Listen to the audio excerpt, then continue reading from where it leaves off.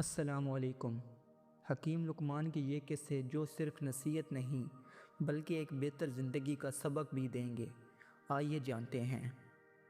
حکیم لقمان اور احسان کا بدلہ۔ ایک دن حکیم لقمان کسی سفر کے دوران رستے میں بیٹھے تھے کہ ایک شخص نے ان کے قریب آ کر پانی پینے کی درخواست کی۔ حکیم لقمان نے فوراً اپنا پانی کا مشیزہ نکالا اور اسے دیا۔ وہ شخص پانی پینے کے بعد چپکے سے حکیم لقمان کی تھیلی چرا کر بھاگ گیا۔ چند دنوں بعد اسی شخص کو لوگوں نے پکڑ کر حکیم لقمان کے سامنے پیش کیا۔ لوگوں نے کہا، یہ شخص چور ہے، اس نے آپ کی تھیلی چرائی تھی۔ حکیم لقمان مسکرائے اور کہا، اگر یہ میری تھیلی لے کر خوش تھا تو میں نے اسے خوشی کا ایک لمحہ دیا، لیکن اس کا انجام اس کے اعمال پر ہوگا۔ میرے احسان کا بدلہ اگر اچھائی سے دیا ہوتا تو یہ شخص عزت پاتا، لیکن چوری نے اسے ذلیل کر دیا۔ حکیم لقمان اور زبان کی اہمیت۔ حکیم لقمان سے ان کے مالک نے کہا، میرے لیے ایک ایسا کھانا تیار کرو جو دنیا میں سب سے اچھا ہو۔ حکیم لقمان نے زبان کا گوشت تیار کیا۔ مالک نے کھانے کے بعد کہا، اب ایسا کھانا بنا کر لاؤ جو دنیا میں سب سے برا ہو۔ اس بار بھی حکیم لقمان نے زبان کا گوشت تیار کیا۔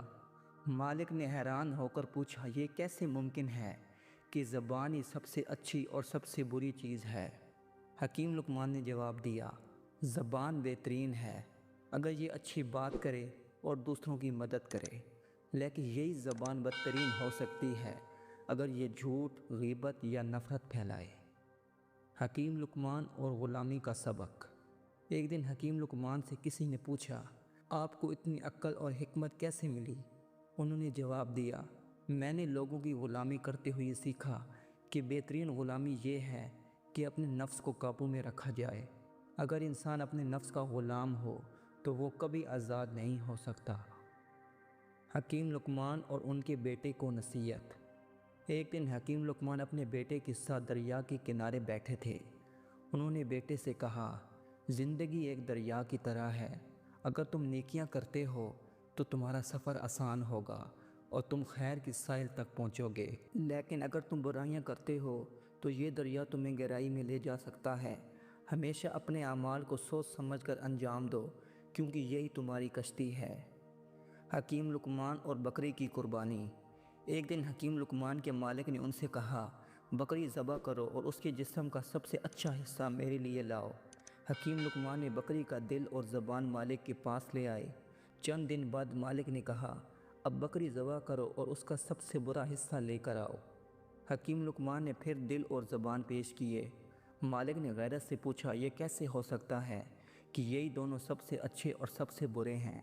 حکیم لقمان نے جواب دیا، دل اور زبان سب سے اچھے ہوتے ہیں اگر یہ نیکی اور سچائی کے لیے استعمال ہوں، اور یہی سب سے برے ہو سکتے ہیں اگر ان میں بدی اور جھوٹ شامل ہو۔ حکیم لقمان اور فقیر کی نصیحت۔ ایک دن حکیم لقمان نے دیکھا کہ ایک فقیر درخت کے نیچے بیٹھا ہے اور مسلسل اللہ کا شکر ادا کر رہا ہے۔ انہوں نے فقیر سے پوچھا، تمہارے پاس کچھ بھی نہیں، پھر بھی تم شکر گزار کیوں ہو؟ فقیر نے جواب دیا، اللہ نے مجھے زندگی دی، صحت دی اور دعا کرنے کا موقع دیا، ان سب نعمتوں کے لیے شکر ادا نہ کرنا ناانصافی ہوگی۔ حکیم لقمان اور زمین کا راز۔ ایک دن کسی نے حکیم لقمان سے پوچھا، زمین پر سب سے زیادہ نرم اور سب سے زیادہ سخت چیز کیا ہے؟ حکیم لقمان نے کہا، سب سے نرم دل ہے اور سب سے سخت دل ہی ہو سکتا ہے جب اس میں رحم ختم ہو جائے۔ حکیم لقمان اور نعمت کی قدردانی۔ ایک دن حکیم لقمان اپنے بیٹے کے ساتھ کھانے کے لیے بیٹھے۔ انہوں نے بیٹے کو کھانے سے پہلے اللہ کا شکر ادا کرنے کا کہا۔ بیٹے نے جلدی میں دعا کیے بغیر کھانا شروع کر دیا۔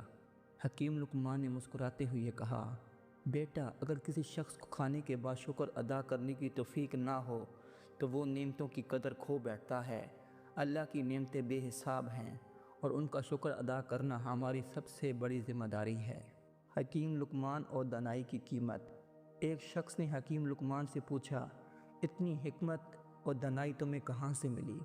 حکیم لقمان نے کہا، خاموش رہنے سے، غور و فکر کرنے سے اور اپنے تجربات سے۔ میں نے ہمیشہ دوسروں کی باتوں سے سیکھنے کی کوشش کی، چاہے وہ اچھے ہوں یا برے۔ حکیم لقمان اور مشکل وقت کی نصیحت۔ ایک دن حکیم لقمان کے بیٹے نے ان سے پوچھا، مشکل وقت میں انسان کو کیا کرنا چاہیے؟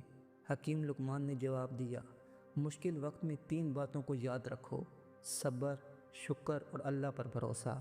اگر تم ان 3 باتوں پر عمل کرو گے تو ہر مشکل آسان ہو جائے گی۔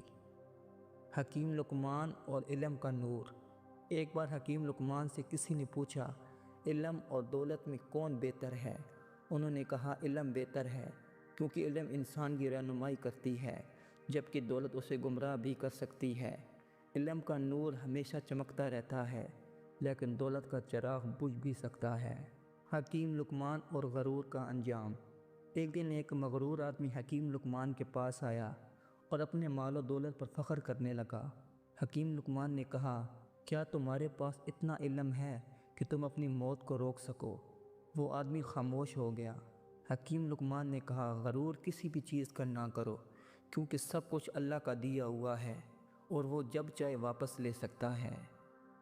حکیم لقمان اور غلاموں کا کھانا۔ ایک دن حکیم لقمان کے مالک نے ان سے کہا کہ وہ کچھ بہترین کھانے تیار کرے۔ حکیم لقمان نے نہایت عمدہ اور لذیذ کھانے بنائے۔ مالک نے کھانے کی تعریف کی اور خود مزے سے کھایا، لیکن غلاموں کو کھانے کے لیے کچھ نہ دیا۔ کچھ دن بعد مالک نے پھر کھانے تیار کرنے کا کہا، لیکن اس پر کھانے میں نمک بہت زیادہ ڈال دیا گیا تھا۔ مالک نے کھانا کھاتے ہی ناراضگی سے پوچھا، یہ کیا کیا؟ حکیم لقمان نے جواب دیا، جس طرح آپ نے پہلے غلاموں کو اچھا کھانا دینے کا سوچا نہیں، اسی طرح میں نے آپ کو یہ کھانا دلانے کے لیے کھانے کا ذائقہ خراب کیا کہ سب انسان برابر ہیں اور غلام بھی اچھے کھانے کے حقدار ہیں۔ حکیم لقمان اور ایک چور۔ ایک دن حکیم لقمان نے ایک چور کو پکڑ لیا اور اسے معاف کر دیا۔ جب لوگوں نے پوچھا کہ ایسا کیوں کیا تو انہوں نے کہا، اگر میں اسے سزا دیتا تو یہ چور مزید سخت دل ہو سکتا تھا، لیکن معاف کرنے سے شاید یہ اپنی غلطی پر غور کرے اور اپنی زندگی بدل لے۔ عیب چھپانے کا سبق۔ ایک دن حکیم لقمان کے پاس ایک آدمی آیا اور دوسروں کی برائیاں کرنے لگا۔ حکیم لقمان نے کہا، جو شخص اپنے عیبوں کو چھپاتا ہے اور دوسروں کے عیب ڈھونڈتا ہے وہ اپنی عزت کھو دیتا ہے۔ اپنے عیبوں کی اصلاح کرو، تم دوسروں کو بہتر مشورہ دے سکتے ہو۔ حکیم لقمان اور مٹی کی نصیحت۔ ایک دن حکیم لقمان سے کسی نے پوچھا، انسان کو سب سے زیادہ عاجز کس چیز کو دیکھ کر ہونا چاہیے؟ حکیم لقمان نے کہا، مٹی کو دیکھ کر، کیونکہ مٹی سب کو سہتی ہے لیکن اپنی عظمت نہیں کھوتی۔ انسان کو بھی عاجز، نرم اور صابر ہونا چاہیے، کیونکہ ہم سب اس مٹی سے بنے ہیں اور اسی میں لوٹ جائیں گے۔ ایک بادشاہ کی دعوت۔ ایک بار ایک بادشاہ نے حکیم لقمان کو اپنے دربار میں بلایا اور کہا، ہمیشہ میرے ساتھ رہو، کیونکہ میں تم سے حکمت حاصل کرنا چاہتا ہوں۔